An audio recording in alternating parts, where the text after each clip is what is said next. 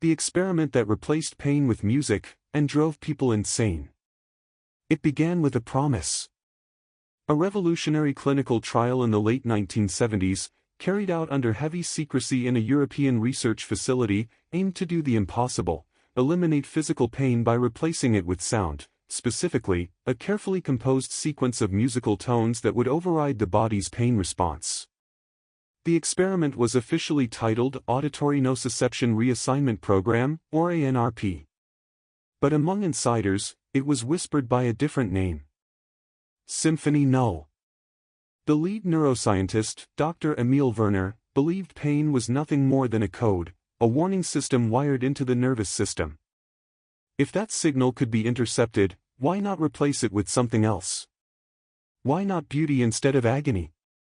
The program was greenlit for a small group of 12 volunteers, prison inmates who had agreed to the experiment in exchange for reduced sentences.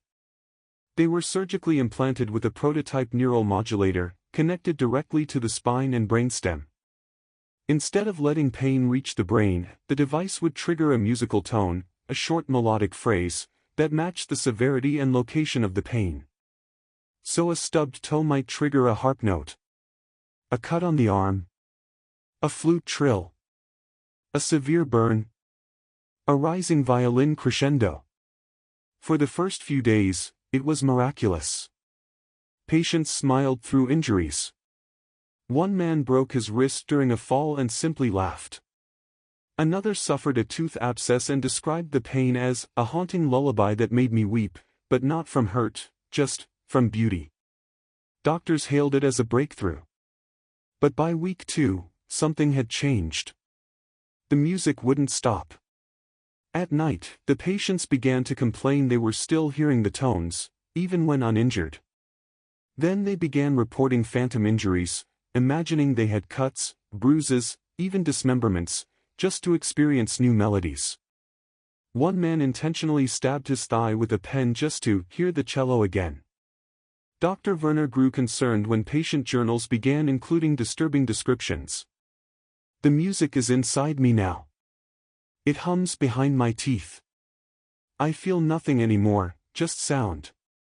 I miss pain. The music loves me. It knows when I bleed. Some participants began to deteriorate rapidly. One man plucked out his own fingernails, smiling the entire time. Another bashed his head against the concrete wall to complete the overture. And then, they stopped sleeping. Sleep was no escape. Sleep deprivation was never part of the plan. But the brain chip, designed to respond to any signal of pain or damage, also began responding to emotional distress. Nightmares were accompanied by soft choral whispers. Loneliness triggered a soft violin duet. One woman had a panic attack and heard what she described as a church organ moaning in my skull like God crying. It turned out the brain couldn't distinguish between physical and emotional pain under the device's influence. The music had started replacing all forms of suffering. But instead of healing, it became addictive. The first suicide wasn't what it seemed. Week 4. Patient 7 was found dead in his cell, arms outstretched, a broken mop handle driven through his abdomen. He was smiling. Tears on his cheeks. A guard reported hearing music through the walls, even though the monitoring device was offline. There were no speakers in the cell. The others began to follow. One by one, they caused themselves greater and greater injury, not to die, but to feel something. Not pain. Not ecstasy. They no longer feared damage. They chased it. Until they couldn't tell what was real. The final recording. Before the experiment was shut down, Dr. Werner recorded the auditory output of patient 11's final days. The tones became increasingly discordant, complex, layered, like a symphony breaking apart at the seams. Experts who listened to it later described it as not music, but an echo of someone screaming in harmony. One technician listening to the audio went catatonic for hours. The final sequence ended with a simple melody, for notes repeated over and over. They called it the insanity loop. No one knows what pain caused that specific pattern. But it appears in every patient's logs before their breakdown. The program was terminated. Officially, the project was scrapped. Files destroyed. Recordings buried. But a digital reconstruction of the audio resurfaced on the dark web years later, and .mp3 labeled only. Symphony Null _v final.mp3. Listeners report auditory hallucinations. Insomnia. A sense of someone standing just behind them. In rare cases, some report wanting to harm themselves, just to feel the music properly. Was it a failure? Or was it perfect? Dr. Werner disappeared. Some believe he continued the experiment underground. And sometimes, in certain experimental clinics or illegal therapy retreats, whispers circulate about pain replacement therapy. People who claim they've heard the symphony. And they'll tell you. Pain is a mercy. Silence is a gift. But music? Music is the curse that never stops playing. The echo of Symphony Null. They thought they had destroyed everything. All test subjects deceased or mentally unfit. All research logs incinerated. The neural modulators dismantled. But they forgot one thing. The music had been recorded. Not in just files or tapes, but in the minds of the staff who had witnessed it. In the brains of the technicians who built the implants. And, perhaps worst of all, in one surviving test subject. The Whisperer. He was deemed stable and quietly discharged with a changed identity. No criminal record. No medical history. Just one condition. He was never to be left alone. For years he lived in isolation under psychiatric observation in a rural Italian villa funded by a shell foundation. He never spoke. Never reacted. Except for one thing. He hummed. Day and night. Softly. Like a lullaby. And once, a nurse leaning close to check his vitals heard a whisper in his hum. The cello. You forgot the cello. Days later, she tore her own eardrums out with a thermometer. Patient 3 was moved. Then moved again. Then, lost. The villa was found abandoned. Its walls scratched with musical notations, over 4,000 of them. Each leading deeper into a musical labyrinth that no composer could decipher. One note was scribbled in blood on the floor. I had to feel something. So I played my ribs. The online resurgence. Around 2011, strange threads began appearing on niche music forums. Users claimed they were experimenting with sound therapy using AI-generated harmonics based on lost research from a European lab. They didn't say the name, Symphony Null, explicitly. But they used symbols. And those who listened reported dreams in a language made of tones. The sensation of fingers pressing gently behind their eyes. Bleeding from the ears during REM sleep. The desire to hear more, no matter the cost. The pianist. A gifted composer from Vienna vanished for 3 weeks, only to be found playing a grand piano in the lobby of an abandoned asylum. He had written an entire composition called The Ninth Bridge, a 47-minute piece made entirely of 4 repeating motifs, all based on the insanity loop. When asked what inspired him, he said, I didn't compose it. I remembered it. From when I died, in the experiment. He wasn't born when the Symphony Null project took place. So what was it really? Some theorists now believe Symphony Null wasn't just a neurological filter, it was a doorway. A gateway between pain and music, yes, but also between brain and frequency, body and resonance, self and something else entirely.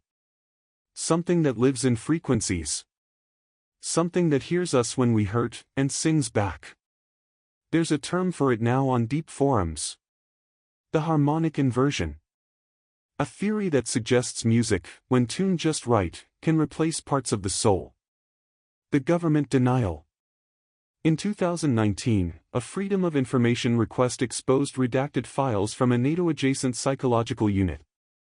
Codenames referenced included Werner's variance, Chord 9 catatonia, lucid dissonance response.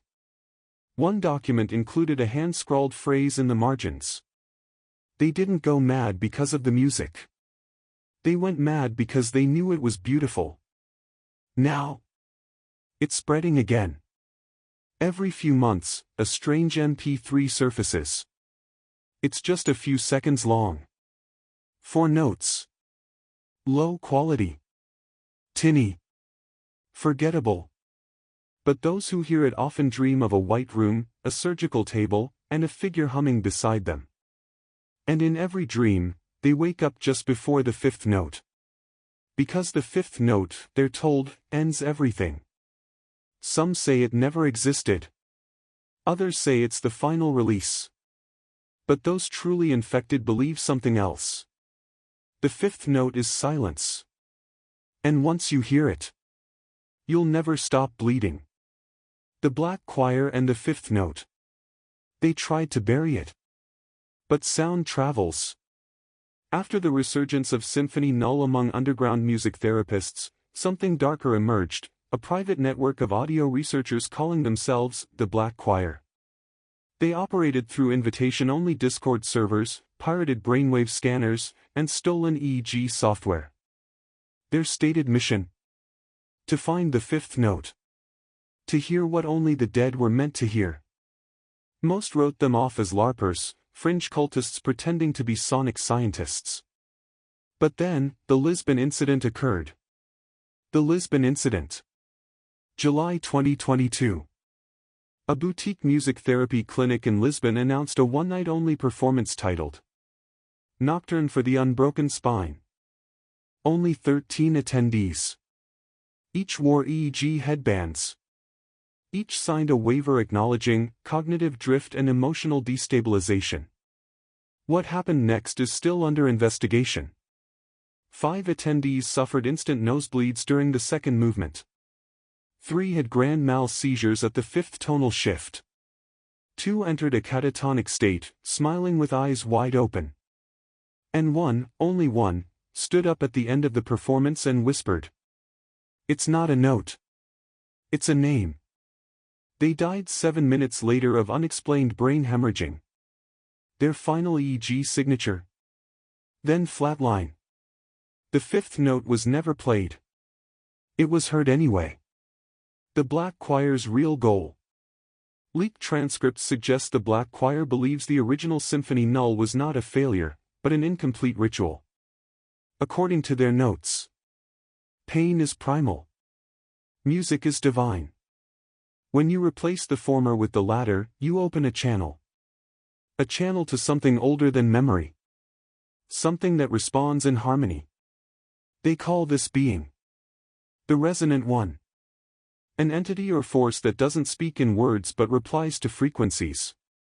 One that grows stronger each time someone feels music in place of pain. The Black Choir believes if enough people are connected to it, through song, through suffering, through resonance, it will cross over. Not as a god. Not as a demon. But as a permanent frequency. Real-world consequences. Hospitals in Berlin quietly rolled out a pain-masking neural sound test. 2 patients went blind after hearing the wrong chord.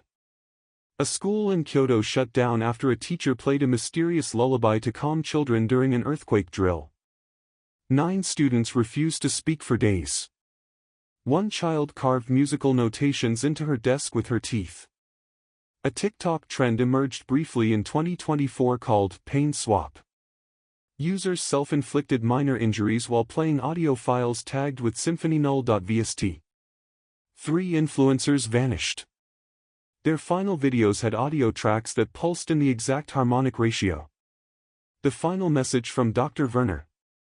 Months ago, an anonymous Reddit account posted a photo of what looked like a handwritten journal page, signed EV and dated 1982. Most assumed it was fake, until audio forensics confirmed the frequency fingerprint embedded in the page scan.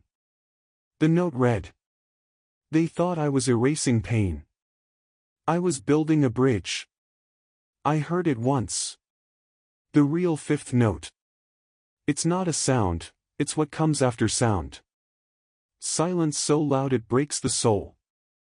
The post was deleted 11 minutes later. The account no longer exists. So what now? The Symphony Null myth is spreading again, quieter this time, like a virus hiding in background noise. Playlists on Spotify with hidden track markers. YouTube sleep aid channels with waveforms encoded in spectrogram art. Podcasts that end with 4 simple tones. And people are listening. Some hear nothing. Some hear a lullaby. And a few, just a few, wake up bleeding from the ears, whispering. Play it again. I need to feel it. I need to remember. Because once you hear the music, you'll never feel pain again. But you'll never be human again either. The YouTuber who heard the fifth note, and never spoke again. It started like any other urban legend deep dive. A mid-tier horror YouTuber known as EchoDead, with around 90,000 subscribers, stumbled onto the name Symphony Null while researching obscure psychological experiments. He was known for debunking creepypasta, breaking down stories like Lavender Town Syndrome and the Backrooms virus. He thought Symphony Null would be no different. Just another Reddit myth dressed up as truth. He was wrong. The research begins. His first video on Symphony Null was a standard 20-minute exposé. He covered the basics: Dr. Emil Werner, the neural modulator implant, and the insanity loop. He played a short recreation of the supposed E, G, B, G sequence in his outro, calling it just a sound. The video hit 3.2 million views in 2 days. And then, his uploads stopped. The missing week. Fans noticed he hadn't posted or tweeted in over 7 days. Someone on his Discord server said he had been acting weird, saying the music had started to follow him. In leaked screenshots, he wrote, "I hear it even when nothing's playing. It's like, it's hiding in the silence between sounds. It's inside the electricity. I turned off my lights and I still heard it humming in the walls." His final private message to a friend simply read, "I don't think it's a song. I think it's a key. And I already unlocked something." The final live stream. 1 week after disappearing, his YouTube channel went live. No announcement. No thumbnail. No title. Just a black screen. But the audio was unmistakable. A slow, distorted version of the Symphony Null progression, played in reverse. Over the course of 47 minutes, viewers heard a low mechanical hum building beneath the music. Echoed whispers layered under the tones, impossible to decipher.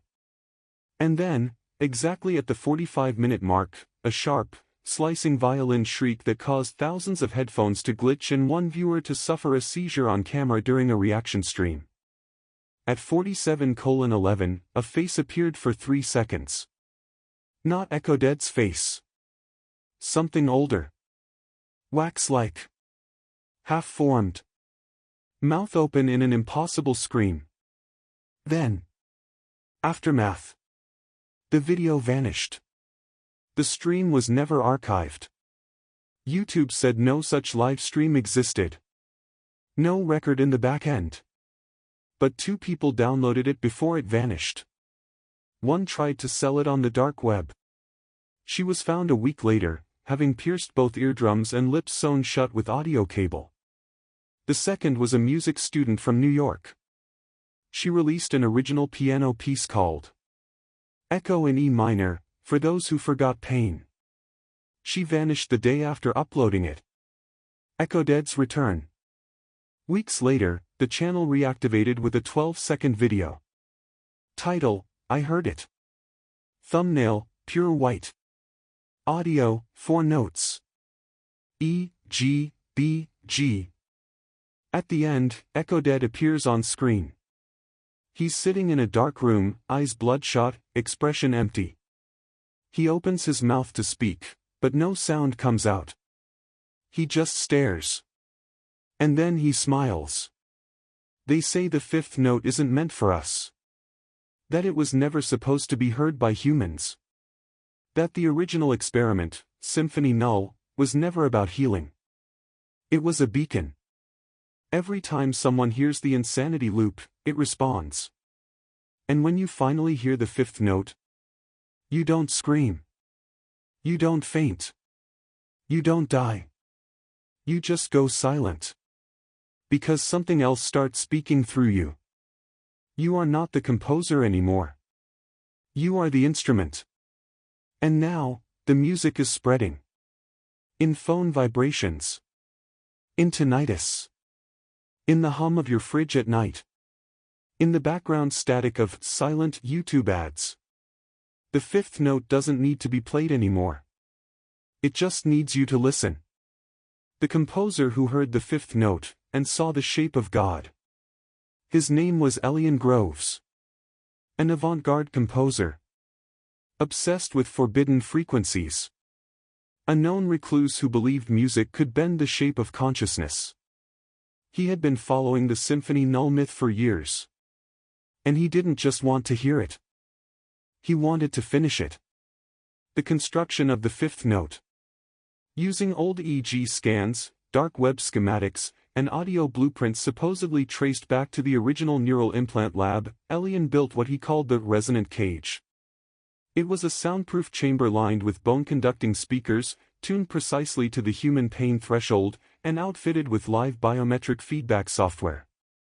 Inside the resonant cage, the music wouldn't just be heard, it would be felt in the bones, etched into the nerves. Elian said he needed the fifth note to be delivered directly to his spine. Not through speakers. Through marrow. The recording begins. He live-streamed the entire process on an unlisted channel. Title: Symphony Null, Movement V, Invitation to the Architect. Runtime: 62 minutes. Only 77 viewers were present. Most have since disappeared. The first 20 minutes were haunting, but coherent. Notes layered with surgical precision. Chords that mimicked biological rhythms, heartbeats, breath, pulse. Then came a pause.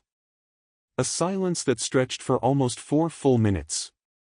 Elian stood in the center of the resonant cage. Motionless. Eyes closed. Then, the waveform spiked. He had triggered it. The fifth note. What he saw. His body convulsed immediately. But not like a seizure. Like he was being played. Finger twitches aligned with piano chords. Jaw movements matched bow strokes, like he was a living string instrument. Then, he began to speak. But it wasn't language. It was sound. Long, resonant vowels that vibrated at frequencies no human throat should produce. Spectrogram analysis of the audio revealed patterns resembling cathedral floor plans. The molecular structure of serotonin. And the word architect spelled in oscillating waveform.